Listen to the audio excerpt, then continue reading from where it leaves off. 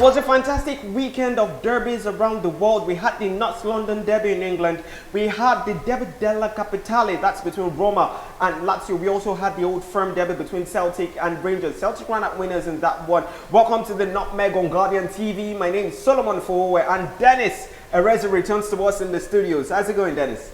Very well, Solomon, and it's always a pleasure to be here. What game did you enjoy the most over the weekend? Certainly the North London derby, you know, between Tottenham and Arsenal. Well, but I think I liked the game between Juventus and Napoli because it was a high-scoring game. There was a whole lot of drama in that, seeing that Juventus ran out 3-0 before Napoli came back 3-3. And it was the player that was adjudged the best defender in the Serie A last season. That actually scored an own goal in that particular one. But you know, you want to say that although the match, you know, really made so many talking points over the weekend, but for me, it actually came at not so many surprises because I actually did preempt such a game, you know, a high-scoring game like that, and I never expected Juventus to run landslide winners over Napoli in that match. But just sadly for Kalidou Koulibaly, just like you said, as at the time he was being touted as one of the big wigs, talking about defenders across the world and Europe particularly, he demarcated himself, you know, with that own goal. I think anybody can score an own goal. To be honest. But then it just didn't come outright for him. So just going to the game that you enjoyed the most this season, that's Arsenal against Tottenham. It was an interesting game. You know, someone wrote about it and called it an entertainingly stupid derby in the sense that he had pretty much everything you could think of. He had entertainment, he had stupidity for sheer value too. Seeing that we had Granit Xhaka, we also had Socrates and David Luiz really commit silly blunders and errors in that particular fixture. But going at it, the entire outlook of the game, you see that it was an adequate result for both sides. Adequate for Tottenham in the sense that it staves off the people talking about the crisis, bringing about the crisis talk, and also for Arsenal, it covers papers over the cracks within this side, saying that many people can point towards the tactical naivety of Unai Emery and even the fragile or brittle mentality of the side. For me, the results did not cover so many crises in the Tottenham side.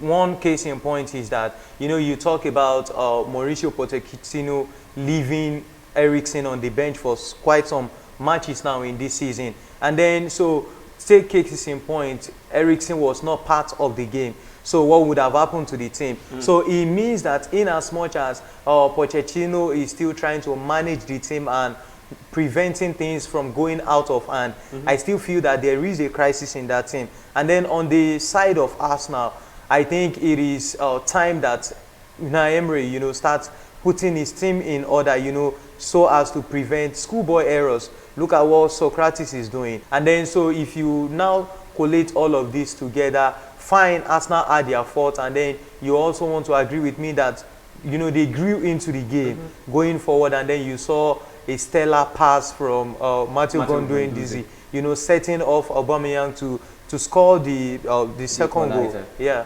So it's interesting now that we have an international break coming next.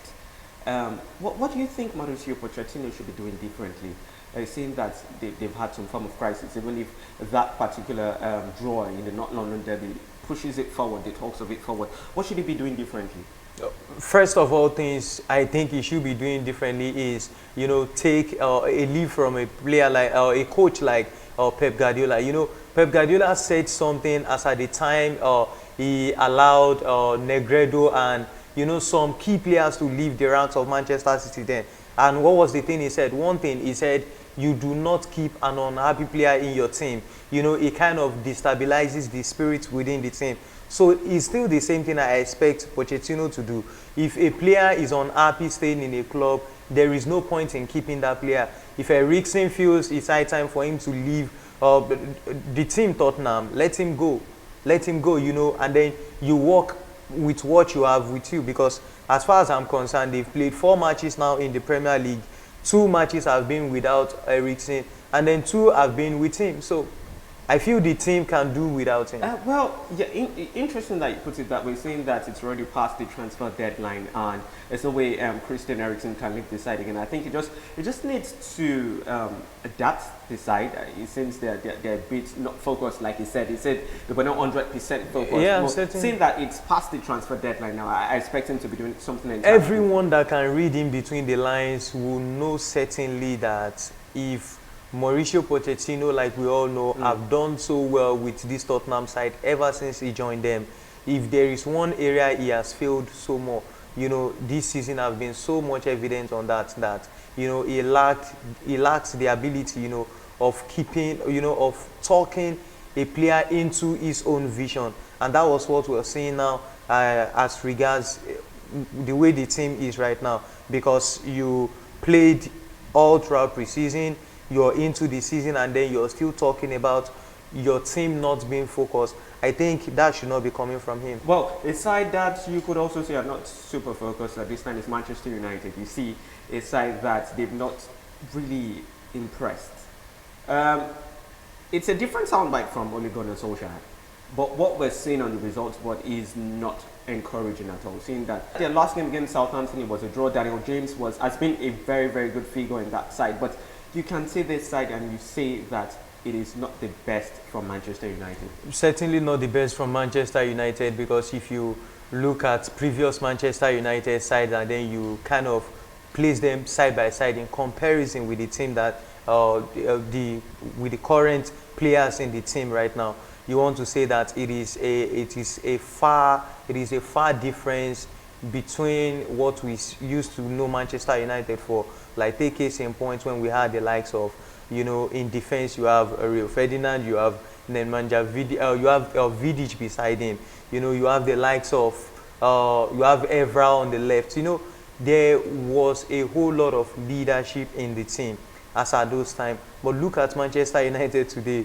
Number one, they are having their beloved, their beloved one through and through in Ole Gunnar Solskjaer, leading the team. And then, so would you look up to, would you have as a leader in the team?